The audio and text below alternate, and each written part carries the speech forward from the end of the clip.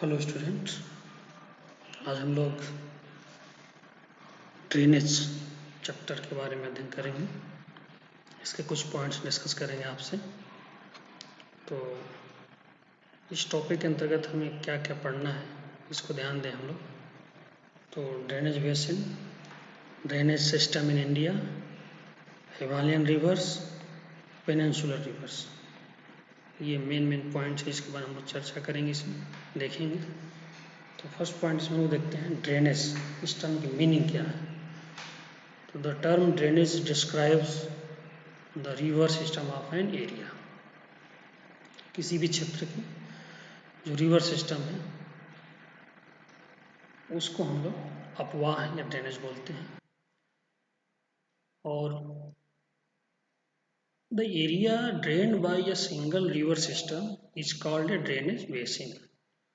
और जिस क्षेत्र में रिवर, जो भी सिंगल रिवर है, जहाँ तक वो एरिया को ड्रेन करती है,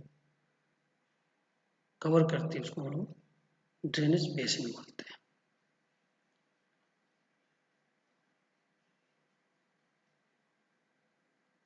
ये कुछ ड्रेनेज पैटर्न जो रिवर द्वारा बनाए जाते हैं उसके बारे में पिक्चर, जो भी अलग अलग इनके पिक्चर मिलते हैं आपको।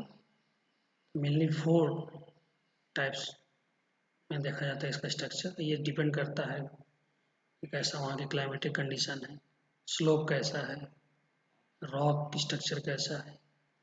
तो ये dendrite, trellis, rectangular and radial इस फॉर्म में होती हैं।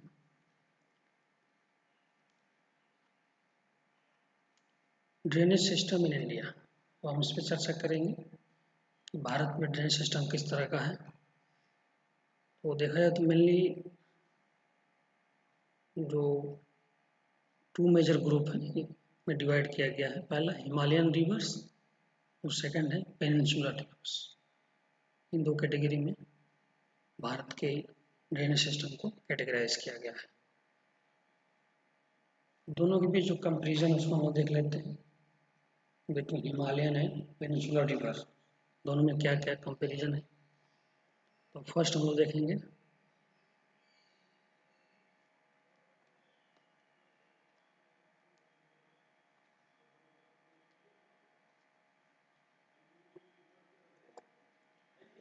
फर्स्ट है आपका these rivers originated from the glaciers. जो हिमालय की रिवर है, जो नदियां हैं, वो ग्लेशियर से निकलती हैं। जो पेनिनसुलर रिवर्स ये प्लेटू से निकलती है, डेक्कन प्लेटू से।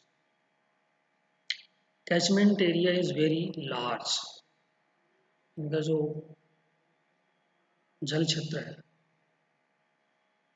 वो बहुत बड़ा है, बहुत विस्तृत क्षेत्र है।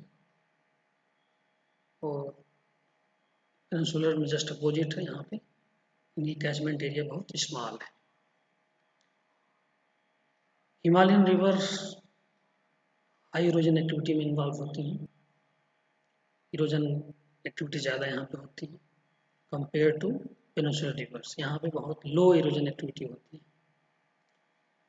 हिमालयन रिवर को हम लोग पेरेनियल बोलते हैं। पेरेनियल यानी थ्रू आउट ईयर उसमें पानी मिलेगा आपको। जबकि जो पेनिनसुलर रिवर है इनमें सीजनल होता है। रेनी सीजन में मिलेगा लेकिन उसके बाद पानी नहीं मिलेगा, ड्राई हो जाती है। इसलिए यूजफुल इरिगेशन देखा जाए तो जो हिमालयन रिवर है वो उनका उपयोग हम लोग इरिगेशन में भी कर सकते हैं।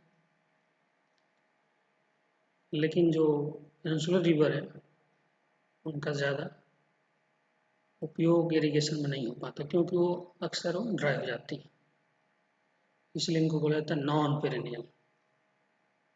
एग्जाम्पल में आप देख सकते हैं हिमालयन रिवर में इंडस, गंगा, ब्रह्मपुत्रा, जबकि इधर कृष्णा, कावेरी, गोदावरी, ये सभी रिवर्स एग्जाम्पल है।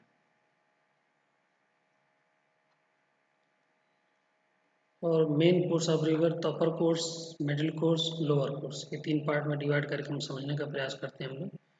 कोई भी रिवर जब निकलती है तो इस तरह का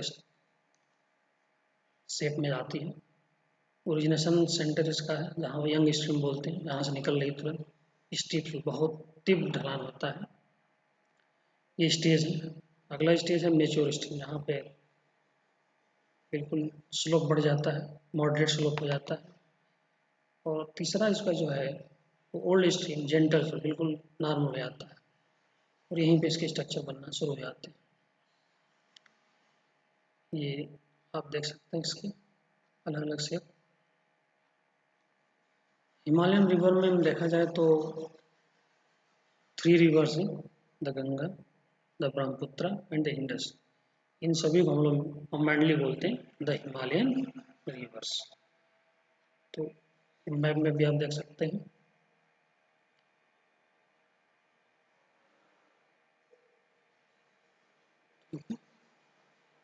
अब इसमें एक एक करके आप देख सकते हैं इंडस रिवर के फीचर्स क्या हैं।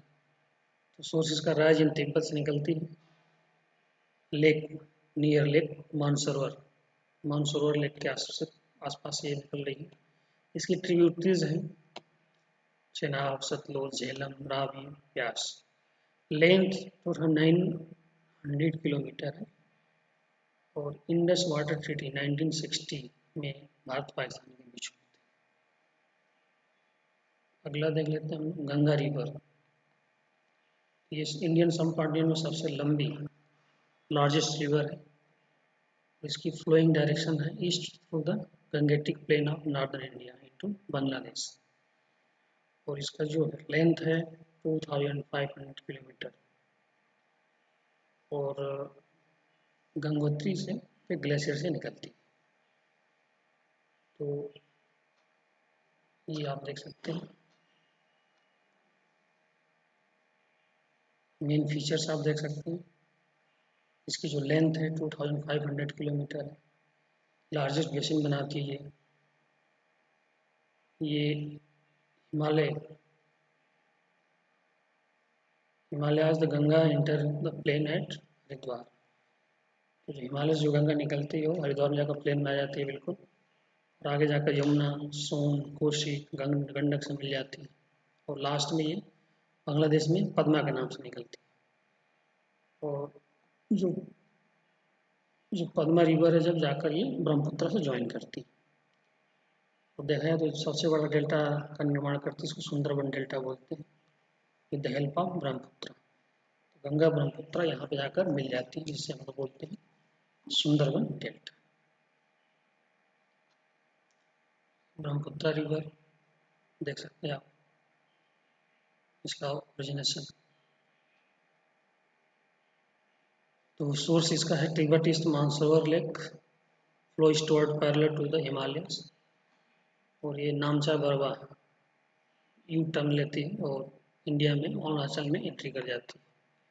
ट्रिब्यूटरीज है Dibang, Lohit, fall, river line, Iceland.